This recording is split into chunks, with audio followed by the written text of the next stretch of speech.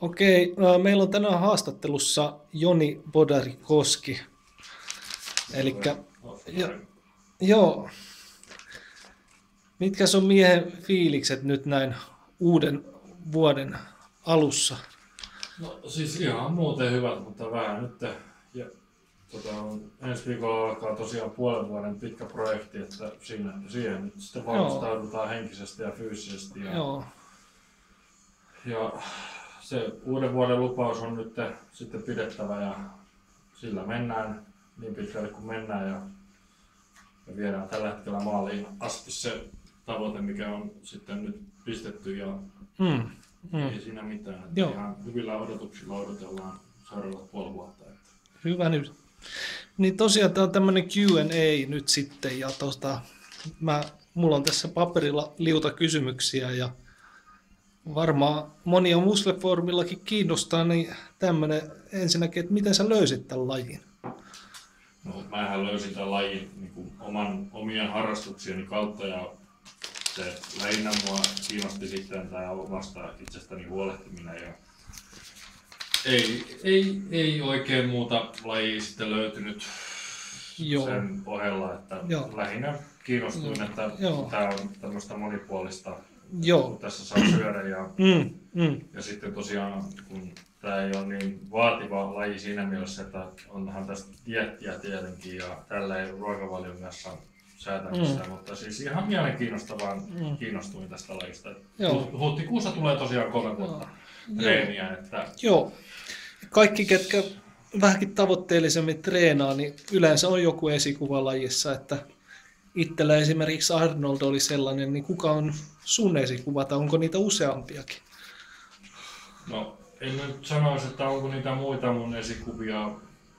Voisi sanoa, että en nyt ihan sanoisi, että onko LeBron esimerkiksi yksi esikuva, mutta idoli on ainakin. Että, ja suomalaisista kehonrakentajista, jos sanotaan, niin kyllä se on ehdottomasti Jari Kuumentula.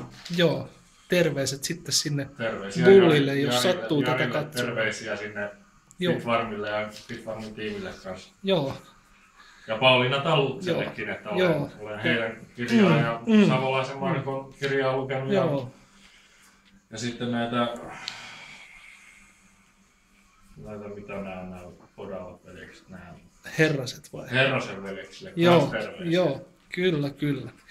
No, mitäs sitten salin ulkopuolella, niin tietysti syödään ja levätään paljon, mutta onko sulla muita niin kuin harrastuksia sitten kuntosalia?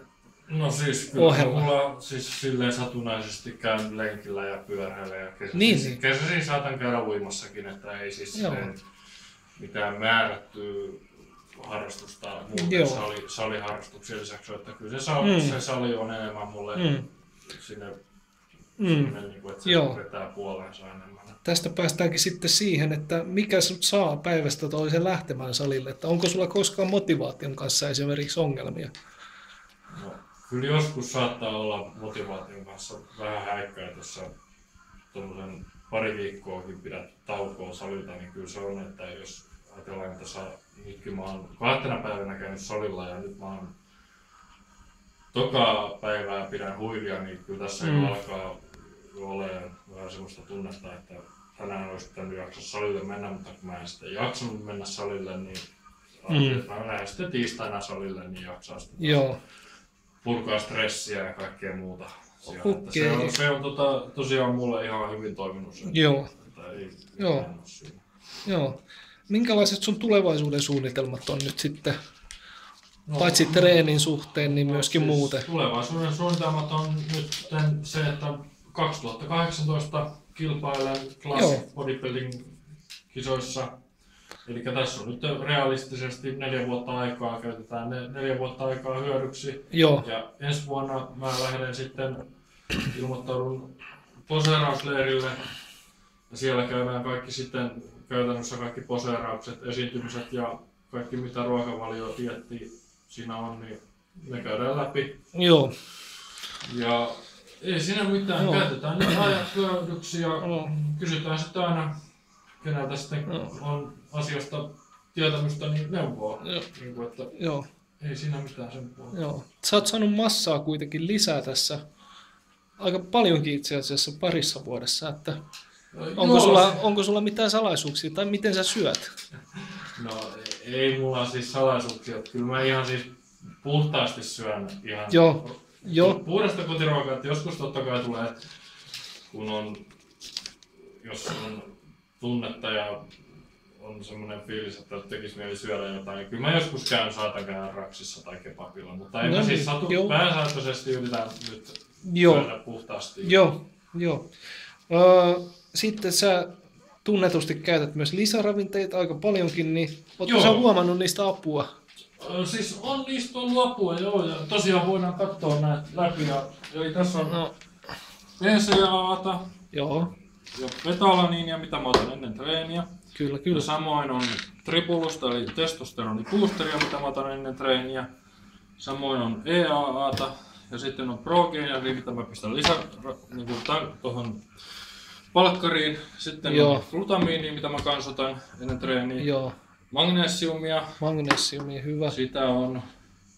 Sitten on vitamiineja, mitä käytän. Tässä nyt on sitten toinen, mitä mä en ole kyllä käyttänyt, mutta tää on ennen nukkumaan menoa.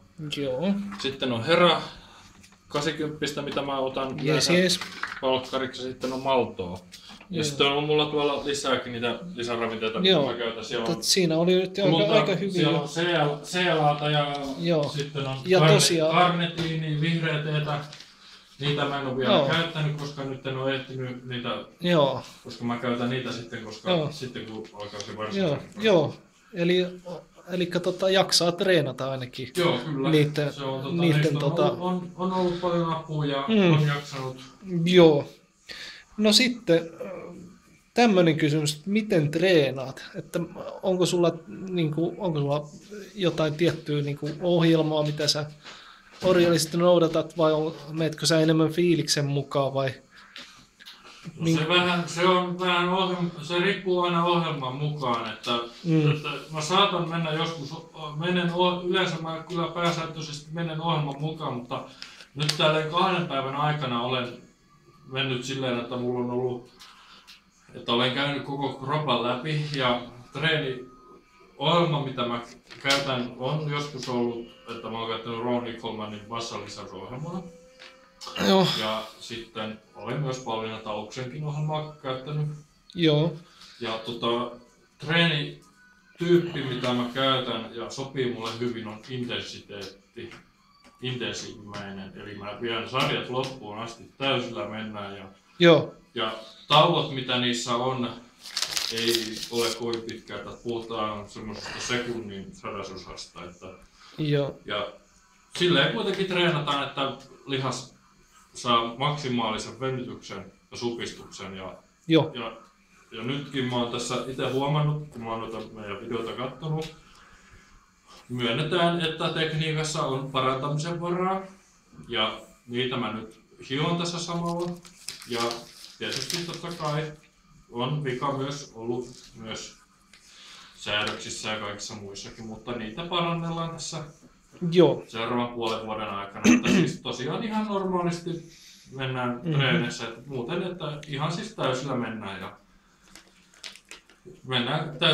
välillä sitten vähän on silleen, että on kevyempää treeniviikkoa ja sitten on raskaampaa treeniviikkoa. Näinhän se kannattaa tehdä, että tulee sitä vaihtelua. Ja sitten justiin näitä erikoistekniikoita, pudotussarjoja, supersarjoja, negatiivisia. Ja mites pakkotoistot? Pakkotoistoja tulee jonkun verran ja restpauseekin olen käyttänyt. Ja hyvä. Semmoista kaikkia tämmöisiä, paitsi giant-settejä ei vielä ihan sentään. No niin.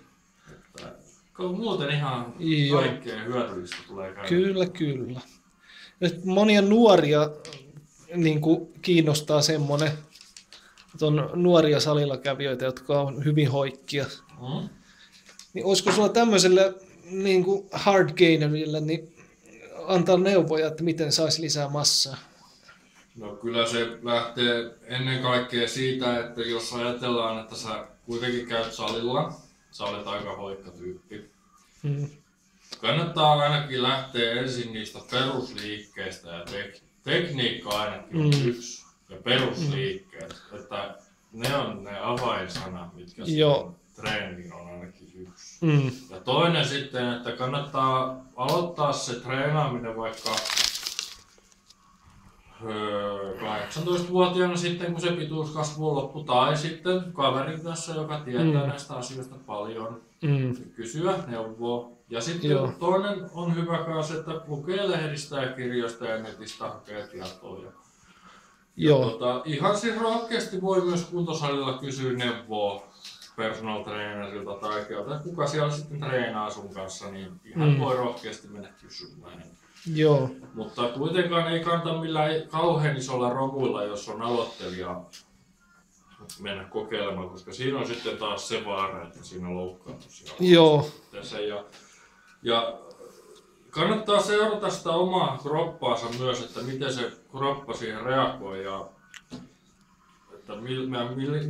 sitten valitsee semmoisen treenin, mikä itselleen sopii, koska eihän tässä nyt kukaan itselleen voi soveltaa. Saa mennä sanomaan, että nyt sulle sopii tää, vaan se on itse kokeiltava se, mikä sulle sopii. Kyllä.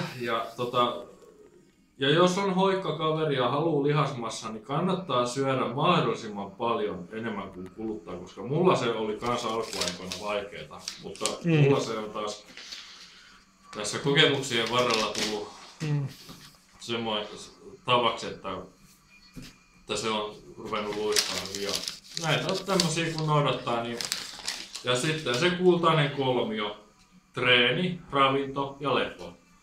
Se on ne kolme, mitä pystyy noudattamaan. Hyvä juttu, mutta kuitenkin niin kuin edellä sanoin. Joo. Aika moni saa musiikista motivaatiota. Niin minkälainen musa olisi sitten parasta sillä salilla treenimusana? Et mikä saa sitten no se on vähän niin kuin mitä itse tykkää, että tietysti totta kai jos tykkää niin kuin itsekin Nirvanasta ja nytkin soi Ozzy Osbourne, niin se on vähän niin kuin musiikkimaku itsestään mitä kukin tykkää, että en nyt sano sitä, se on miten kukaan itse tykkää musiikista. Joo. Kesä tulee kohta, uimarantakausi. Moni haluaa olla rantakunnossa ennen kesää. Aiotko sä itse dietata ennen seuraavaa kesää? No en nyt osaa vielä sanoa, kun en ajatellut asiaa niin pitkälle, mutta kyllä mahdollisesti. Joo.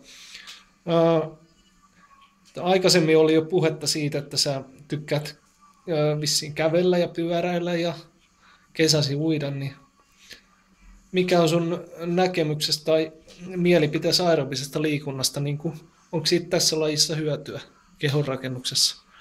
No, jos puhutaan rasvan poltosta, niin kyllä siitä aerobisesta on paljon hyötyä. Mutta jos ajatellaan lihasmassan kehityksen kannalta, niin siinä täytyy rajoittaa sitä sitten kanssa, koska se lihasmassa sitä ei tule, jos sä pelkästään teet aerobista ja vähemmän kuntosaliharjoittelua. Ymmärrän totta kai sen, jos sä olet ylipainoinen henkilö ja sä haluat pudottaa painoa, niin se on ok. Mutta jos sä olet niin lajiltas, harrastat kehonrakennusta tai kuntosalia ihan miten vaan, mutta kuitenkin se lihasmassa ei kehity, koska se aerobinen kuluttaa enemmän. Mutta dieteillä tietysti totta kai on hyötyä. Aivan. Mutta kannattaa silleen soveltaa se aerobinen silleen, että aamulla esimerkiksi puolen tunnin 45 minuutin kävelylenkki, sauvakävely, se on ihan hyvä. Joo. Mutta kuitenkin ihan hyvä. Joo. Kyllä. Sitten ihan tässä vielä lopuksi, ennen kuin lopetellaan, niin kenelle sä haluat lähettää? Joo, tuossa oikein lopulla, en muista ketä näitä. Pupulle terveisiä, anteeksi, että olen vähän solvannut, mutta ja sitten Evertille terveisiä, Edullekin terveisiä, vaikka nyt olen vihatuinkin. Ja sitten Tuketsullekin terveisiä. Joo. Olette Tuketsu ja Pupu täydellinen pari. Ja sitten Expellekin terveisiä, että älä nyt viitti haukkuumaan. Mä nyt en ole vittumainen ihminen, mitä mä oot haukkunut, mutta kuitenkin terveisiä näille kaikille muskililaisille ja tietysti miksei meidän ystävälle Pekka-pojallekin kanssa. No niin. Että semmoista meni tänään. Perille, joo. Okei, Joni, kiitos haastattelusta ja kiitos itsellesi. Hyviä treenejä. Kiitos. Joo.